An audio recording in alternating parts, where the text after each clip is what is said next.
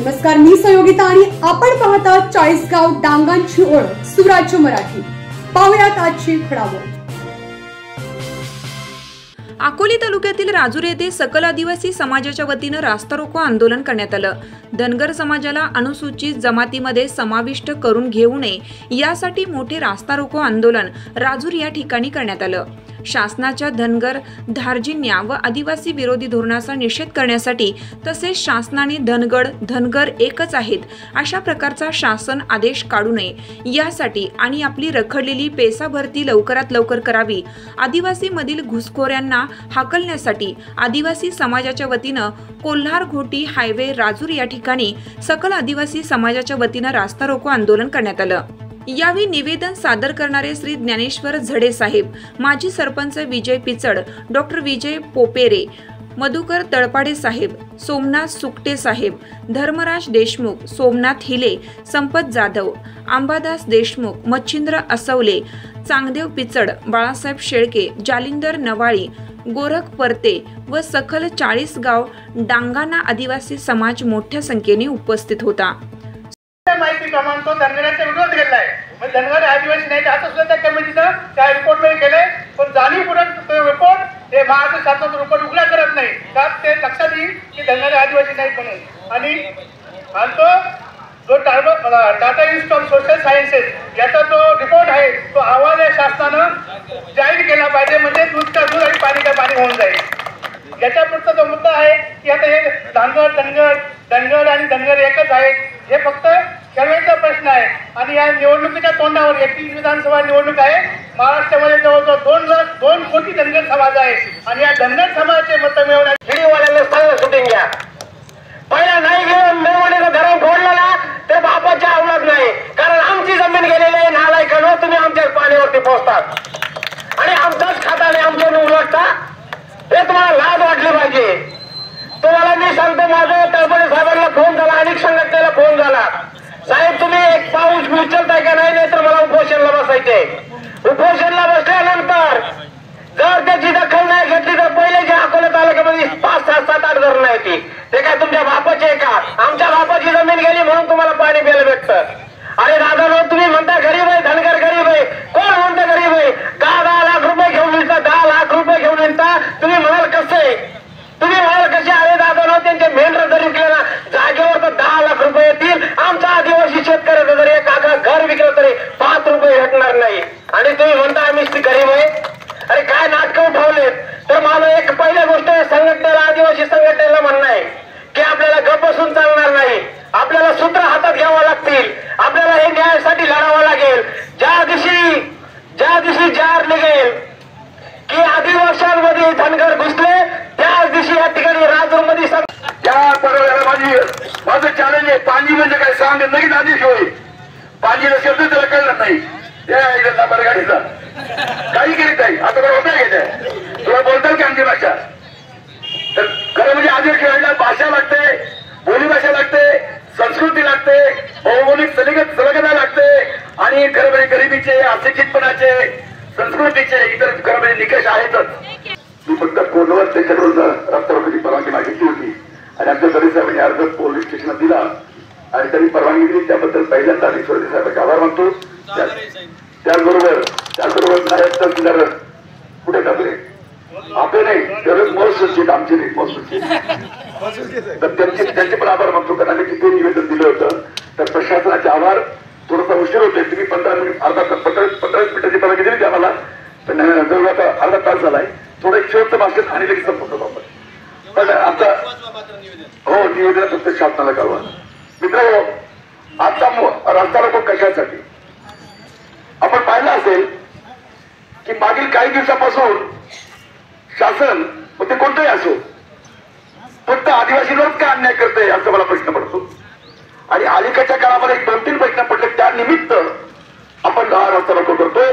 त्यात पहिला प्रश्न आहे धनगर घुसखोरी, दुसरा आहे कोळ्यांची घुसखोरी, तिसरा आहे पेसा कायद्याची अंमलबजावणी किंवा आमच्या पेसा कायद्याखाली ज्या काही निवडी झालेल्या आहेत त्या मुलांना नोकऱ्या देणं। तुला आमदार होतो, अरे तू आमदार व्हायचा असेल तर कशाला गोरगरिबांना मारतो? अरे गोरगरिबात धनगर पण चांगले आहेत आणि आदिवासी पण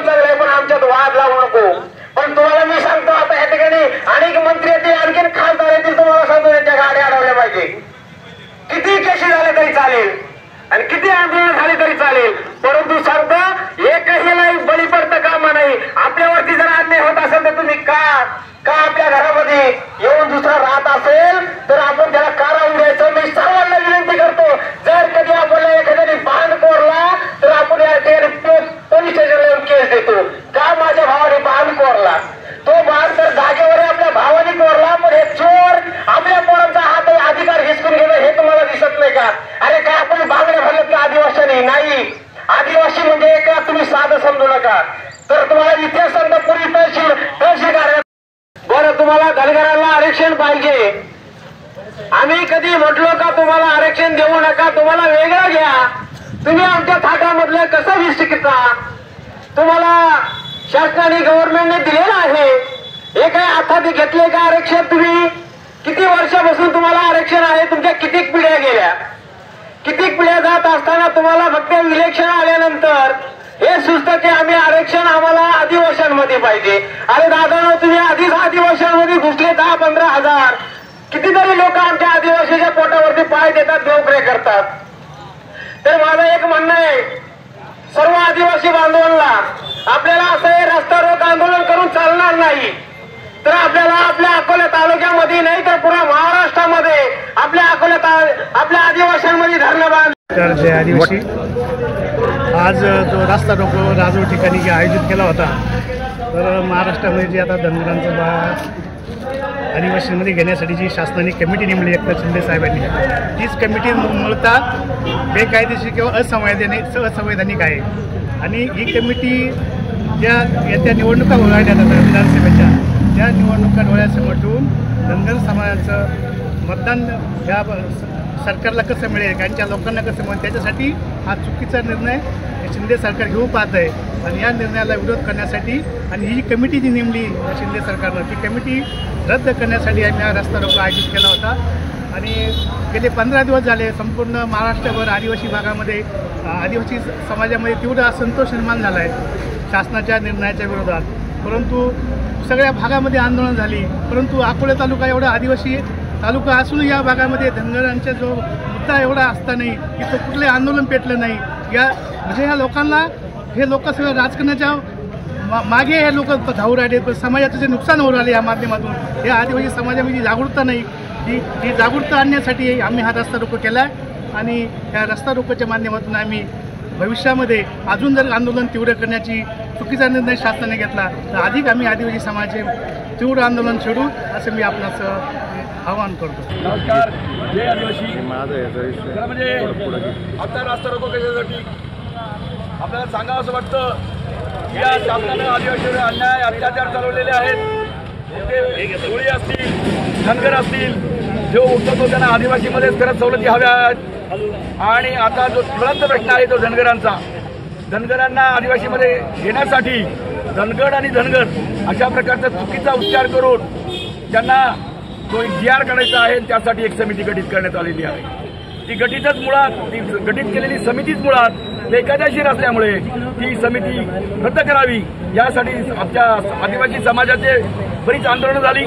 त्यानंतर सर्व खासदार आमदारांची मुंबईला एक बैठक झाली आणि त्यानंतर सर्व खासदार आणि आमदारांनी गिरवाळ साहेबांच्या नेतृत्वाखाली आज एक ठिय्या आंदोलन मुंबईमध्ये सुरू केलेलं आहे. त्या आंदोलनाला आणि शासनाचा निषेध करण्यासाठी आज आम्ही अकोले तालुक्याच्या वतीनं राजूर या ठिकाणी रस्ता रोको घेतलेला आहे. जय बिरसा, जय राघोजी, जय आदिवासी. सुराज्य न्यूजसाठी संपादक जयराम धादवड. आपल्या सुराज्य मराठीच्या YouTube चॅनलला सबस्क्राईब करायला विसरू नका.